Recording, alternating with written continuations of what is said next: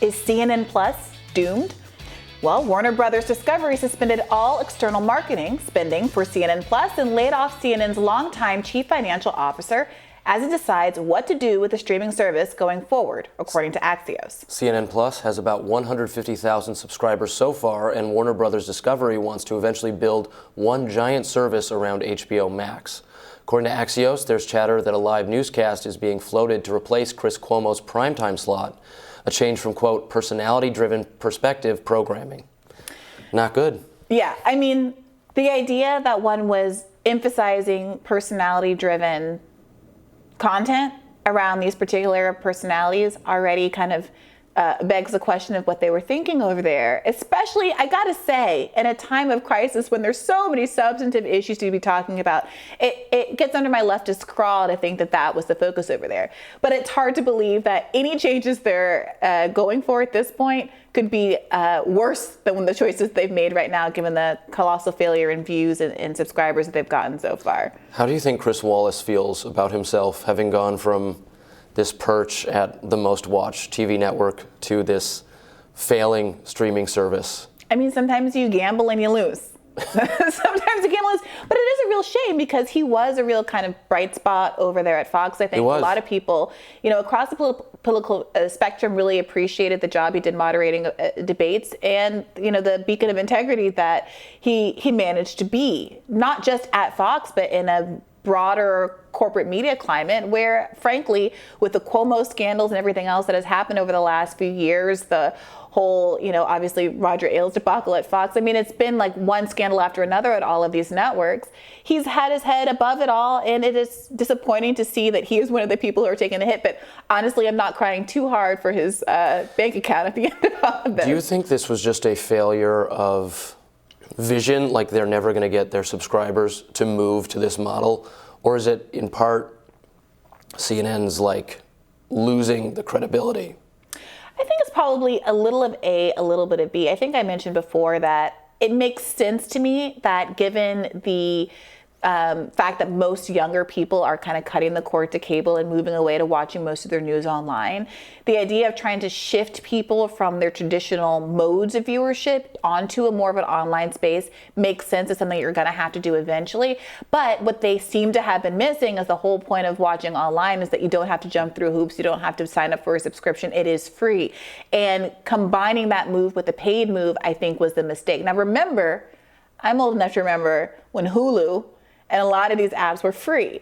And we all got used to the practice of watching certain kinds of shows on Hulu. We got hooked into certain series. And then when they implemented the paywall, we bent the knee because there was no way we were going to stop watching This Is Us or whatever it is that floats your boat. I don't think that CNN has that. Which one is This Is Us? It's the one with the family with Mandy Moore and the guy from the Gilmore Girls. Sappy. Yeah, look, I only watched about one season because I did not, in fact, pay to get past the paywall. But most people did, right? Or most people got their brother, mother, boyfriend's, sister's, cousin's password and still kept watching. And I don't know what CNN has that's the draw, given that their content ignores so much of what's exciting and good in the mainstream media. Well, we discussed reports last week that CNN Plus broadcaster Chris Wallace was peeved over the network's unsuccessful launch. This week, Wallace's social media promo showed him hosting fashion designer Diane von Furstenberg to discuss the wrap dress and the future of fashion.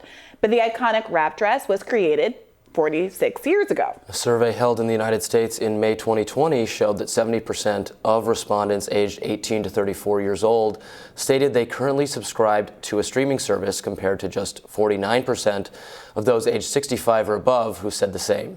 Now, this could be a factor in why streaming audiences aren't being drawn to Wallace's show. Yeah, it's just not the kind of content that they're looking for, and it's a placeholder. It's a placeholder. I just don't see, I think about not even just my older relatives, like my grandmother, but what my kind of mid-range relatives do and how they consume content. They don't even use Netflix and the streaming services nearly as much as my generation does. I mean, most people in my generation don't even have, I don't say most, I'm making up statistics, but a lot of us don't even have televisions because cable is so much not a part of our lives. And again, we are going to be the older generation very soon. I've been looking at a lot of these polls we've been talking about young voters not supporting Biden and all of that. And it's always like 18 to 34, which is a reminder that I'm no longer in that bracket. I'm no longer in the cohort. So things are going to change, right? And the older voter profile is going to change. And again, I don't blame some of these networks for trying to get out in front of that. The question is, can they actually create good viral content? And say what you want to say. There's articles out right now about Netflix losing quite a bit of market share, fewer subscribers, and talking about whether it's going to move to a format that kind of sounds a lot like a cable subscription. Because it really is about whether or not you're creating the kind of content, creating the kind of shows that's going to keep people attached and invested in your service. And a lot of people have been complaining that even Netflix canceled a lot of very popular shows. Haas and Minaj and a lot of the new shows on that network got the axe all of a sudden for reasons that people don't really understand. And Glow was one of my favorites that got canceled on Netflix. And people are complaining that that is exactly why they're willing to cut the cord. And it seems to me that CNN is having that same problem, that it just doesn't have the content to bring the proverbial boys to the yard. Yeah, you're right.